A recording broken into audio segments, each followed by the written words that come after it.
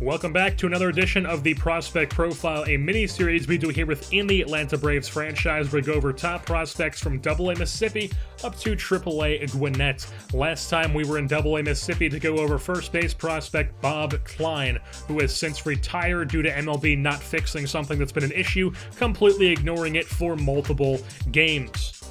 And now this time we're going to be in AAA Gwinnett to go over third baseman slash left fielder slash right fielder, corner outfielder, Eddy Baez. Baez was the first round pick for us in the 2019 season. He is a 74 overall C potential, but despite him being a C potential, he is quite the player, as we'll go on to in a bit later. He is 19 years old, and he is from Puerto Rico. He bats right-handed and throws right-handed. So Baez was the first round pick in 2019, and he is a C potential. He is a high C potential, though, so if he does start to rake, he will be able to bump it up to a B. And as of right now, he is a major league ready bat. He has a 53 contact versus righties, 73 versus lefties, a 60 power versus righties, and a 74 against lefties. This guy could absolutely mash left-handed pitching right now in the major leagues. I believe those are better stats versus left-handers than Freddie Freeman has against left-handers, which just tells you how ridiculous this guy is right off the bat as a 19-year-old. And then the right-handed, he's no slouch. He's a 53 contact, 60 power against right-handers. No slouch. That's still something that's still a pretty decent bat to have. 61 vision, 67 discipline, 62 clutch. Just 60s across the board for those, and those are good stats to have. 82 bunting, despite him not going to ever bunting because screw bunting. 78 overall, or 78 durability, not overall. So he's not going to have any trouble staying on the field, staying healthy. And Baez is also pretty darn fast. He's not just going to be a guy who hits bombs. He's not going to be a guy who just hits doubles. He's going to be a guy who could get up some triples. He's going to be able to get on base and hit and swipe bags. Eddy Baez has a 79 speed, but it's not just his speed. He has a 65 stealing rating and a 66 base running aggression, which is something that you don't usually see in MLB 17, the show, for whatever reason. Usually it's the guy will have like 83 speed, but his steal rating is like 21, because unless you're Billy Hamilton, they can't give you a high steal rating in this game for whatever reason. But Eddy Baez, he does have the decent steal rating at 65, which isn't even decent in this game. That's like, you might as well be Tim Raines with a 65 steal rating in this game.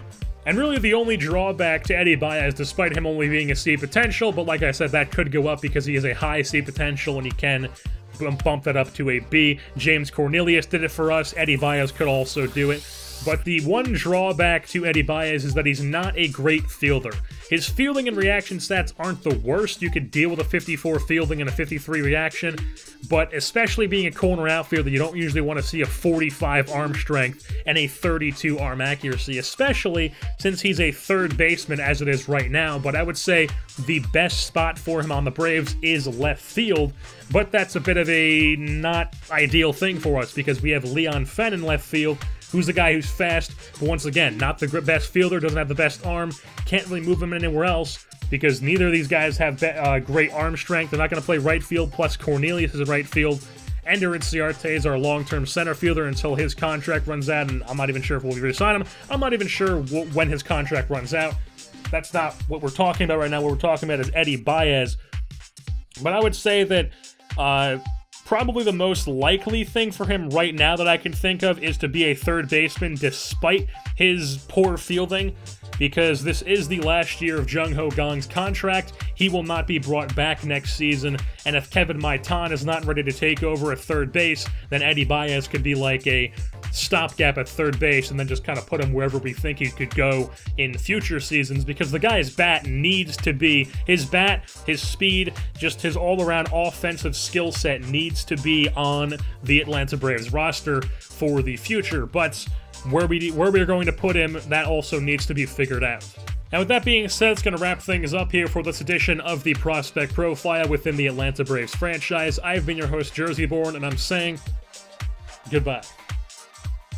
Still jumping fences, still on the benches. The beamer got the osteoporosis, holding no toasters. Wait, hit the potion, slow motion. Every kind of color loafer, that's real. Spray the text, steal chefs over the best feel. Sit out in left field next to Gary Sheffield.